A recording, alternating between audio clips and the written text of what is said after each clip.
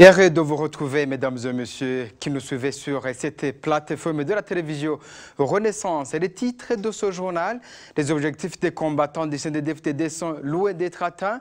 La violence et le népotisme qui guident le régime Nkurunziza en sont les fruits du non-respect de l'accord avant la prise des armes en 1993. Vous aurez les commentaires de l'ancien patron du CNDD-FDD, Jérémy Ngendakumana, en même temps ancien combattant du CNDD-FDD. Au moins une personne sur 11 est atteinte du diabète au monde. Ces chiffres actualisés sont de cette journée du 14 novembre de chaque année et qui est célébrée dans le but de sensibiliser les enjeux de lutte, de prévention et du comportement des diabétiques. Puis à l'étranger, la mission d'observation électorale de l'Union européenne affirme avoir observé directement la distribution d'argent aux électeurs pendant la campagne au Madagascar. Il s'agit de deux anciens chefs d'État candidats pour revenir à la tête du peuple malgache. Bienvenue encore une fois dans ce journal. Le journal que vous pouvez également consulter sur notre compte YouTube de la télé Renaissance. Le développement de ce journal dans un instant.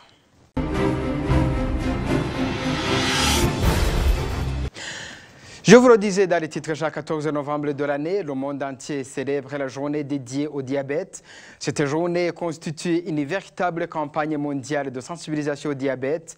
Elle a été lancée en 1991 et réunit aujourd'hui des leaders d'opinion, des professionnels et prestataires de soins de santé et les personnes atteintes de diabète.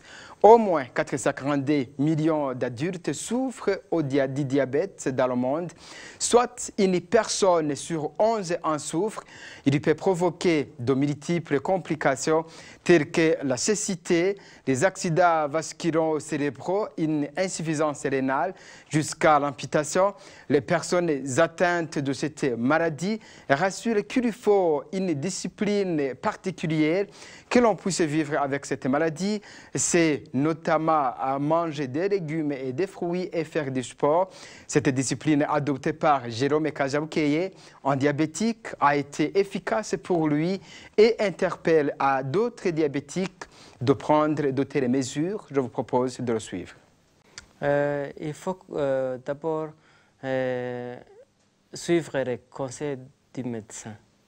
Et puis, j'essaie d'équilibrer l'alimentation. J'évite les sucres. Et puis, je mange souvent les légumes. Et puis, et même les fruits. Et puis, je pratique du sport. Comme ça, je suis un homme comme les autres. Aussi, j'essaie de voir comment les autres vivent avec ce diabète. C'est une maladie comme les autres. Oui, la glycémie s'est diminuée parce qu'auparavant, au moment du dépistage, j'étais à 20. Mais aujourd'hui, ça varie entre 8,3. Donc, je vois que ça m'améliore et j'espère guérir quand même. Oui, même si c'est une maladie chronique, moi, je vais le minimiser et combattre le diabète jusqu'à réguler la glycémie. Oui. Pour ceux qui portent le diabète, ceux qui sont diabétiques, je les conseillerais à suivre textuellement les conseils du médecin, à éviter des boissons alcoolisées, des sucres, excès de sucre, à faire du sport, à éviter les stress, à manger souvent les légumes et les fruits. Même si le Haut Commissariat pour les réfugiés fournit des médicaments aux réfugiés burundais diabétiques, il y a encore à faire comme procurer un régime alimentaire particulier aux diabétiques. Jérôme Kazabukeye demande au HCR de les aider à améliorer les régimes puisque les médicaments ne suffisent pas, encore une fois. Jérôme Kazabukeye. Je dirais les diabétiques en exil en général. Si c'est dans les Libyens, c'est les réfugiés libyens, ils ont des problèmes. Parce que même si le HCR nous aide à nous donner des médicaments, les médicaments ne suffisent pas pour vivre avec le diabète. parce qu'il y a des équipements de sport qui nous manquent. Il y a des diététiciens. Nous n'avons pas accès aux diététiciens. Ils sont rares, surtout dans ces pays de Grara, que je ne sais pas si on peut les voir facilement. Il faut que... donc, nous constatons que l'accès aux médicaments est facile, mais l'accès aux accessoires qui peuvent aider le médicament, c'est rare. Et il faut que HCR, à côté des médicaments qu'il nous donne régulièrement, et que nous remercions aussi au gouvernement rwandais qui facilite, nous avons besoin aussi des spécialistes en nutrition, des diététiciens. Nous avons besoin aussi des régimes alimentaires. Il faut que l'OHCR pense aux diabétiques qui sont même dans les milieux urbains, de leur donner aussi quoi à manger donc, pour varier les alimentations. Politique à présent, pour continuer ce journal, le parti CNDD-FDD fête la semaine dédiée aux combattants et qui a commencé ce lundi dernier. Evariste Ndayishimiye, le secrétaire général de ce parti, indique que le Burundi est pour le moment dans une démocratie totale, sauf certains Burundais qui sont derrière les colons et qui veulent que le Burundi soit toujours dépendant. Cependant, les anciens membres de ce parti qui sont en exil déplorent que la situation qui prévaut au Burundi n'est au contraire d'un pays démocratique. Jérémy Ngendakumana, ancien combattant du CNDD-FDD et qui a dirigé ce parti, indique que la violence qui caractérise le régime Nkurunziza est contraire à ce qu'on s'était convenu avant de prendre les armes en 1993, après l'assassinat d'Ilo de la démocratie plutôt, Melchior Ndadaye. Écoutez Jérémy Ngendakumana. C'est vrai que la semaine cette semaine, au niveau du CNDD-FDD, est une semaine dédiée aux combattants. Nous avons été au maquis à 93 consécutivement à l'assassinat du président, de son excellence le président Melchior Ndadaye, mais aussi consécutivement à la démocratie qui venait d'être décapitée en 93. Notre objectif était de restaurer la démocratie, et vous l'aurez entendu, c'est le Conseil national pour la défense de la démocratie, force pour la défense de la démocratie. Je dirais même qu'il s'agit d'une redondance voulue pour montrer à quel point nous mettons un accent particulier sur le mot démocratie. Maintenant, c'est le moment de s'évaluer pour voir si réellement nous sommes dans la démocratie telle que nous l'avions voulu. Une démocratie est un pouvoir du peuple, un pouvoir où le peuple a la liberté de choisir ses dirigeants, pouvoir où il y a une liberté d'expression, il y a une liberté d'association, la liberté de la presse, bref, un pouvoir où les élections sont organisées de façon libre, inclusive, pacifique et transparente. C'est donc le moment de se poser des questions. Si maintenant, à la lumière du nombre de personnes qui ont été tuées depuis 2015, à la lumière du nombre de réfugiés que nous comptons maintenant, à la lumière du nombre de réfugiés, du nombre de prisonniers, et maintenant se demander est-ce que réellement nous sommes dans une démocratie telle que nous l'avions voulu quand nous sommes entrés au maquis. C'est une question où les dirigeants du CNDD-FDD devraient revenir, évaluer, éventuellement redresser la barre au cas où on ne serait plus sur le bon chemin. Oui, je vous dis, si vous comptez le nombre de personnes qui ont été tuées depuis 2015, si vous comptez le nombre de personnes qui sont prisonniers depuis 2015, le nombre de réfugiés, le nombre de personnes torturées, et le nombre d'intellectuels qui ont fui le pays, est-ce que maintenant on peut se demander comment on peut avoir ces effectifs-là dans une démocratie au sens du terme.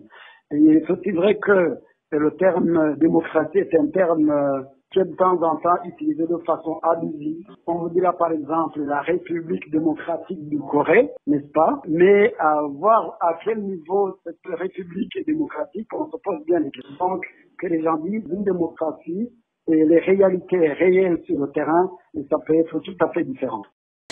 Justement, à ces propos de Jérémy Ngendakumana, 27 cas d'assassinat sont relevés dans le rapport mensuel de l'Association chrétienne pour l'abolition de la torture. 3 personnes ont été portées disparues, des cas de torture et bien des arrestations abusives. Tel est le rapport du mois d'octobre. Augustin Nimubona du service de la communication indique que la plupart de ces cas de violation des droits de l'homme sont commis par les services de l'État suivants.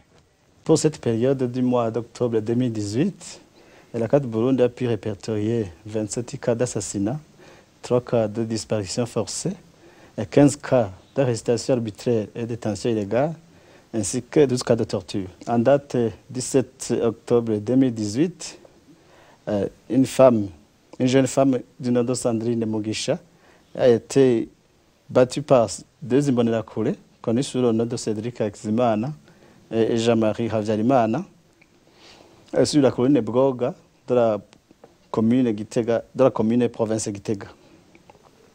Et selon les témoins, cette jeune femme a été battue lorsqu'elle se rendait chez Cédric Hakizimana pour réclamer son argent qu'il aurait payé pour cette femme lorsqu'elle a labouré son champ.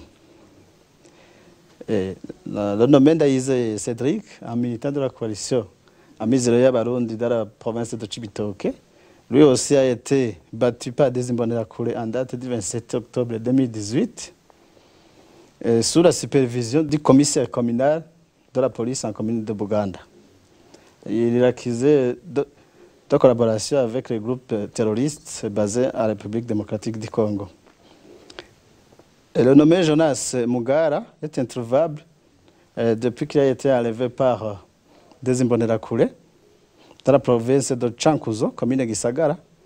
Après avoir été enlevé, ils l'ont remis au chef du service national de renseignement dans cette province. Jusqu'à présent, le nommé Mugara n'est pas retourné dans sa famille. Et en date du octobre 2018, et encore sans vie, d'un jeune homme nommé Nzigama Léopord a été retrouvé. Nzigama Léopord, originaire de la commune Tangarab, dans la province d'Angozi, a été découvert sur la colline Kiang, commune Mutimbuzi, province de Bujumbura.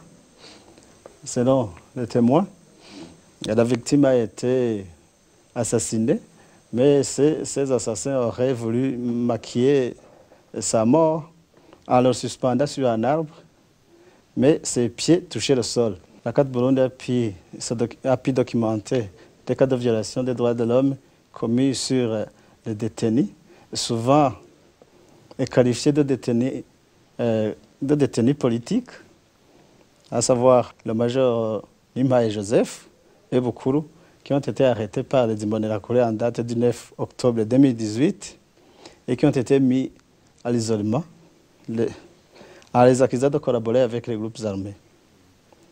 Il y a aussi le colonel Kadende qui lui aussi emprisonné à la prison centrale de Mpimba et qui a été torturé par des Imbonerakure sous le commandement de Safish Abdul qui est dans cette même prison.